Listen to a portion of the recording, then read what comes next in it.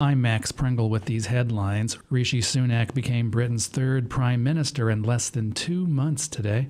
In his first address to the nation, he said his top priority will be bringing Britain's economic woes under control. I stand here before you, ready to lead our country into the future, to put your needs above politics, to reach out and build a government that represents the very best traditions of my party.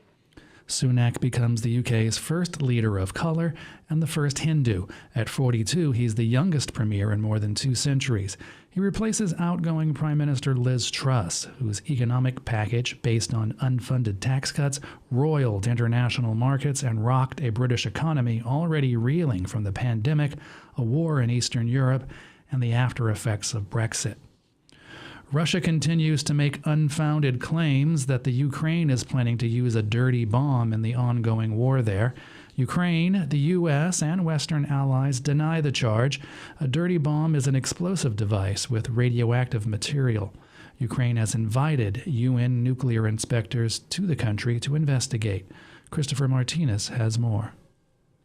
State Department spokesperson Ned Price addressed the issue in his Monday briefing. We're concerned when we hear this type of patently false disinformation emanating from the Kremlin. Price noted Ukrainian Foreign Minister Dmytro Kuleba's response to the Russian claims. Foreign Minister Kuleba said in that statement that he invited the IAEA to, quote, urgently send experts to peaceful facilities in Ukraine, which Russia deceitfully claims to be developing a dirty bomb. And the IAEA has agreed. Meanwhile, Russia's ambassador to the United Nations has written a letter to the UN Security Council asking it to take up the issue at its meeting Tuesday. Reporting for Pacifica Radio News KPFA, I'm Christopher Martinez. The White House on Monday called on Congress to enact stronger anti-gun violence legislation following a school shooting in St. Louis that left 3 people dead, including the gunman. During Monday's White House press briefing, Press Secretary Karine Jean-Pierre said additional action is needed to stop gun violence like what happened at Central VPA High School. Every day that the Senate fails to send assault weapons ban to the president's desk or waits to take other common sense actions is a day too late for families and communities impacted by gun violence. Interim St. Louis Police Chief Michael Sack said the gunman in Monday's shooting was using a long gun and had nearly a dozen high-capacity magazines that each held 30 rounds.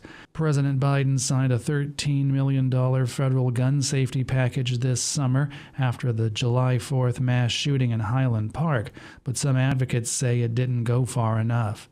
The White House called on the Senate to send an assault weapons ban to President Biden's desk.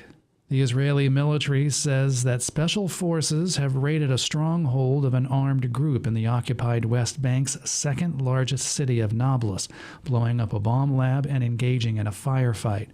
Palestinian health officials say 5 Palestinians were killed and 20 were wounded.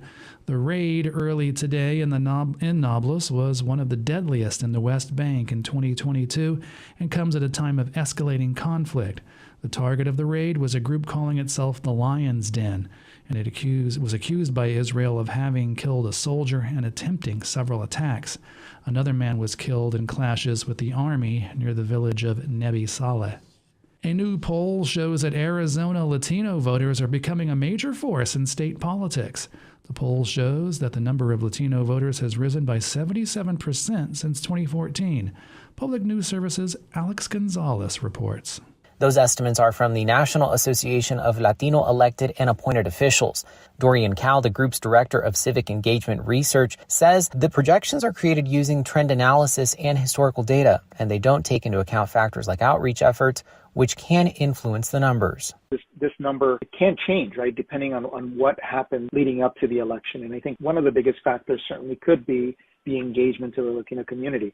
Lack thereof or increased engagement. Cal says their data indicates Latinos are paying attention to the upcoming election, but states many Latinos said they had not been contacted by any party, campaign, or organization. He recognizes some key moments in Arizona history that most likely led to greater voter mobilization and turnout, including SB 1070, the so-called Show Me Your Papers law that sparked anti-immigrant sentiment across the state. While immigration-related issues have been top of mind for Latino voters, he adds it's important to note that this demographic is not a monolith. I'm Alex Gonzalez reporting. And I'm Max Pringle. You're listening to Sojourner Truth on Pacifica Radio.